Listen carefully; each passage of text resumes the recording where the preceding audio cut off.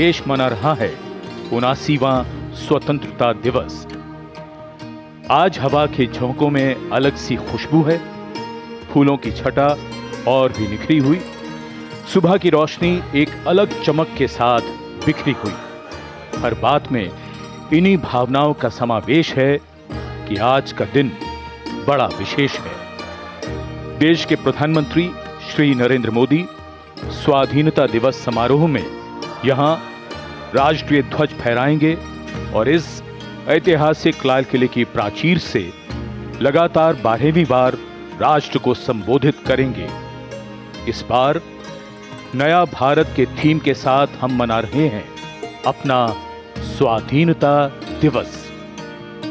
Namaskar and celebratory Independence Day greetings to every Indian inhabiting this varied and breathtaking country we live in. And of course to every fellow Indian based in different time zones across the world. Vande Mataram from the land they can always call home.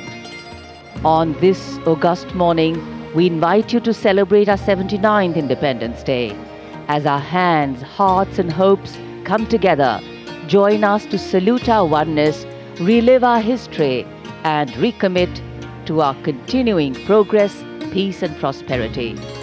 As the nation celebrates the dawning of another Independence Day, all eyes see the tricolour, all prayers rise in gratitude and all feet tap to the beat of patriotism. In fact, long after the spoken word has melted into time and space and exited our cognitive memory, it is the power of our visual experience that resonates in our recollections. We now take you over to Priyadarshini, our colleague, strategically positioned on the ramparts of the Red Fort to share the spirit and magnificence of this iconic fortress.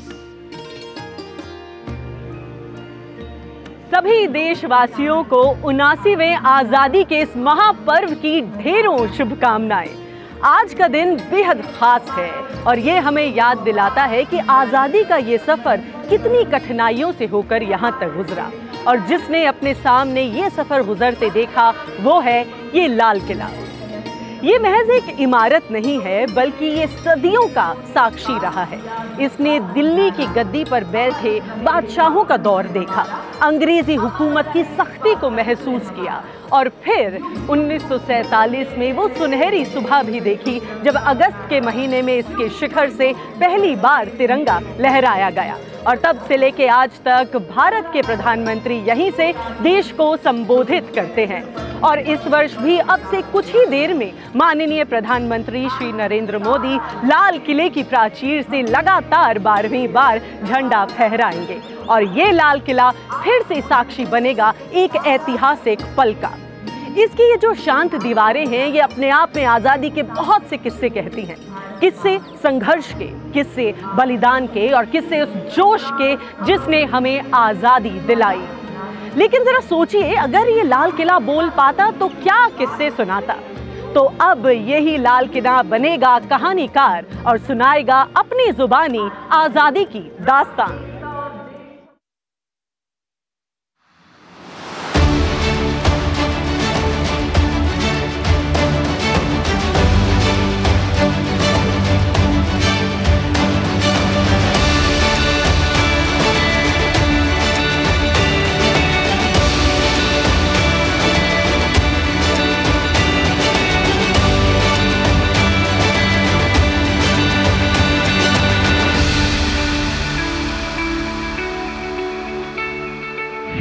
मैं दिल्ली का लाल किला, गवाह हूं दास्ताने चिंगारी का।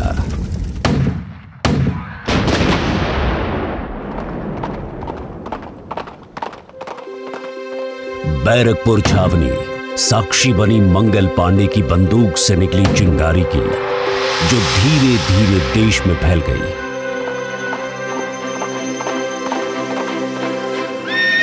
मेरठ में उठी चिंगारी के सूत्र दिल्ली लाल किला पहुंचे। मेरे दिल्ली दरवाजे पर क्रांतिकारियों ने दस्तक दी और ईस्ट इंडिया कंपनी के हुक्मरानों की नींद उड़ गई। झांसी का किला रानी लक्ष्मीबाई का पराक्रम देखकर गदगद हुआ। यहां से क्रांति की पुकार लखनऊ पहुंची। मैं उस वक्त खुशी से झूम उठा जब क्रांतिकारियों ने रेजिडेंसी को घेर लिया। गंगा नदी के तट पर बसा कानपुर शहर क्रांतिकारियों और अंग्रेज सिपाहियों के बीच घमासान का गवाह बना। और बिठूर में नाना साहिब की हवेली तक पहुंची आजादी की चिंगारी ने अंग्रेजों के छक्के छोड़ा दिए थे। अंग्रेजों ने जंगलों को भी नहीं छोड़ा। उन्हें बचाने के लिए बिरसा मुंडा जैसे अनेक क्रांतिकारियों ने अंग्रेजों के विरुद्ध बिगुल बजाया। अमृतसर के जलियांवाला बाग में जनरल डायर द्वारा निहत्थी भीड़ पर अंधाधुंध फायरिंग की आवाज आज भी सुनाई देती है। सैकड़ों लोग फिर कभी भी अपने घर नहीं लौट पाए।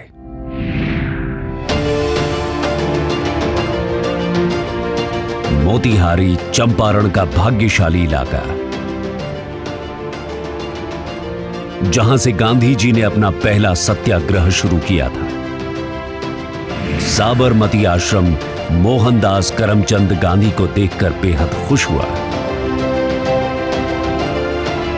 क्योंकि यहीं पर गुलामी से मुक्ति दिलाने की रणनीतियां बनी।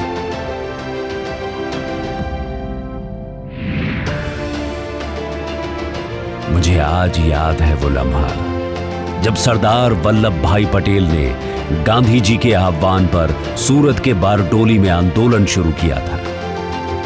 डांडी ने शायद सपने में भी नहीं सोचा था कि उसके समुद्र तट पर महात्मा गांधी अपने हाथ में नमक उठाकर नमक कानून तोड़ेंगे। क्या जज्बा और जुनून था उन लोगों में। काकोरी की घटना ने स्वतंत्रता आंदोलन को एक नई दिशा दी।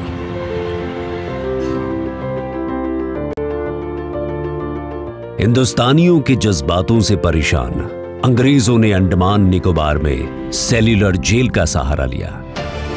सेल्यूलर जेल, जिसे काला पानी कहा जाता था, भारत के स्वतंत्रता सेनानियों के बलिदान और दृढ़ता का एक पवित्र प्रमाण है। मणिपुर में आजाद हिंद फौज ने झंडा फहराया। मणिपुर का आईएनए संग्रहालय इसका गवाह है। इलाहाबाद का एल्फ्रेड पार्क, जहां चंद्रशेखर आजाद शहीद हुए। फिरोजपुर में हुसैनी वाला,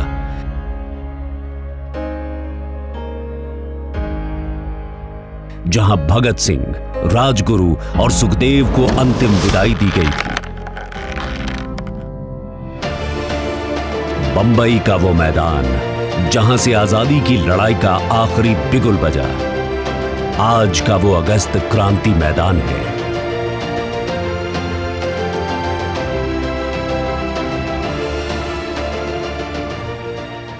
मैं दिल्ली का लाल किला उस वक्त खुशी से झूम उठा जब मुझे पता चला कि मुल्क गुलामी की जंजीरों को तोड़कर आजाद होने वाला है। बैरकपुर छावनी से उठी चिंगारी ने अंततः भारत को आजादी की चौखट पर लाकर खड़ा कर दिया। सन 1947